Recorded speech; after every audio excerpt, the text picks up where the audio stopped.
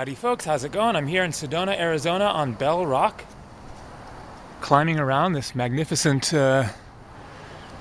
natural phenomenon here. As you can see, on a little bit of a steep part.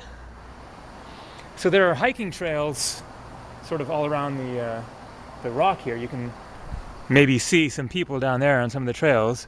And so I came up a trail around the other side, and then came along these little sort of ridges of the bell, and then saw this thing going up here and thought, yeah, I can probably get up there. And I kind of had the impression that maybe I was on like the back side and there was an easier way going up the other side. So I thought, well, I'll head up here and then maybe there'll be an easier way coming down. I get up to the top and it is just sheer drops everywhere else. So this is the only way up unless you're a full-on rock climber. And this reminded me of the reality that oftentimes it is the going back down that is more difficult than the going up, because your head's facing that way and you got to look back and see where you're stepping, and so it can get a little bit tricky. I figured it was going to be fine anyways, but it came to mind the concept of identifying unacceptable outcomes.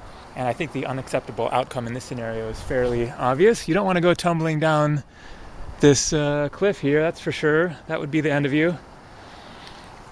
And so it is important to be aware of, what are the things you really don't want to happen. I'm really not a fan of the concept of just focus on the positive, just, don't even think about, worry about the negative possibilities.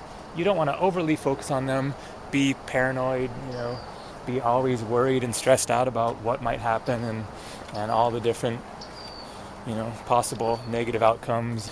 This could happen and that could happen. You want to enjoy yourself and have some trust in the universe and everything, but you don't want to take that too far and just be completely oblivious to what can happen, what you see in the news all the time. So it's kind of important in a situation like this, just to kind of take stock of things and, sort of pause and really kind of seize the moment in a way and say, okay, I'm in kind of a tricky situation here. I just sort of realized I climbed up something that's going to be a little bit difficult to climb back down, and I'm going to be really careful here. And at the same time, just tell yourself, you know what? That is an unacceptable outcome, and I'm not going to allow that to happen. And it's kind of an opportunity to come very deeply into the present moment and not be focused on, I can't wait until I'm out of this situation, but just be like, okay, this situation now requires my full attention. I need to be aware of exactly where I'm standing, where I'm going to step.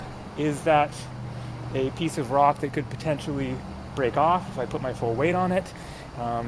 If I go down this way, am I going to end up in a situation where I can't get down another ledge, but then it's difficult to get back up the way that you went down? That kind of stuff happens all the time. And so it is, a opportunity for kind of jumping into reality in a little bit more intense way of, okay, this requires me really being here now in order to make sure that unacceptable outcome does not come about. All right, so I'm going to put the camera around my neck and get the rest of the way down here. I'm past the worst of it, I think.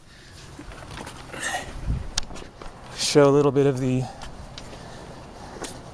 views and the really cool rock formations in the process. So I just arrived here yesterday, flew in from Mexico City into Phoenix, and then caught a shuttle. I didn't even know, I hadn't done any planning for coming up here. I just booked my flight and then was, busy traveling in Mexico. Went to Teotihuacan pyramids, which I'm going to upload a short little video of that as well from the top of one of the pyramids. And so I just flew in and then just got to the airport and asked around, is there a shuttle to Sedona? Fortunately, there was. And then I ended up staying at somebody's house that somebody had referred to me on Facebook, and said that this lady has kind of a hostel of sorts.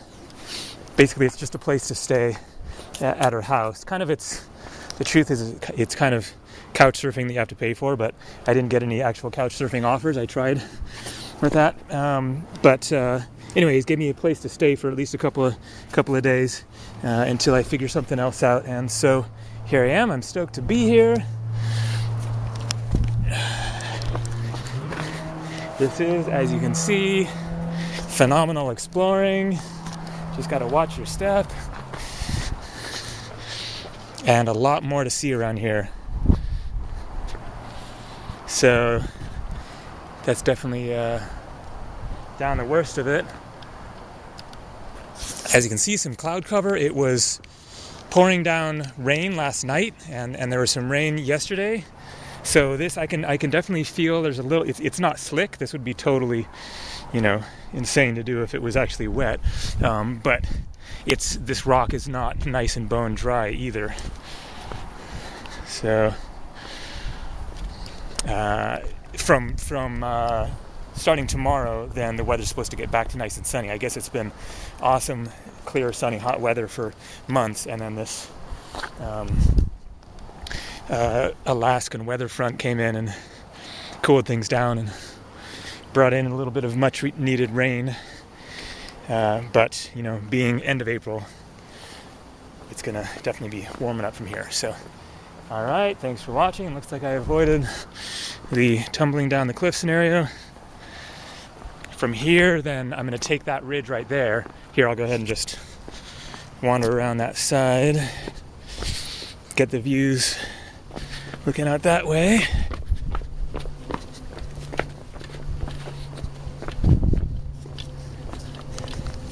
I'd first went around that way and then got to where it wasn't passable, and then decided to give that a try.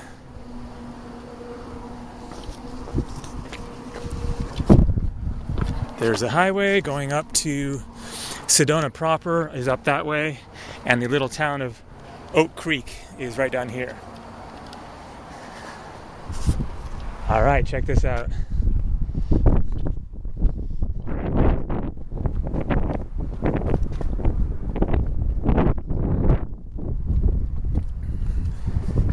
Oh, looks like that is not the way that I came here originally.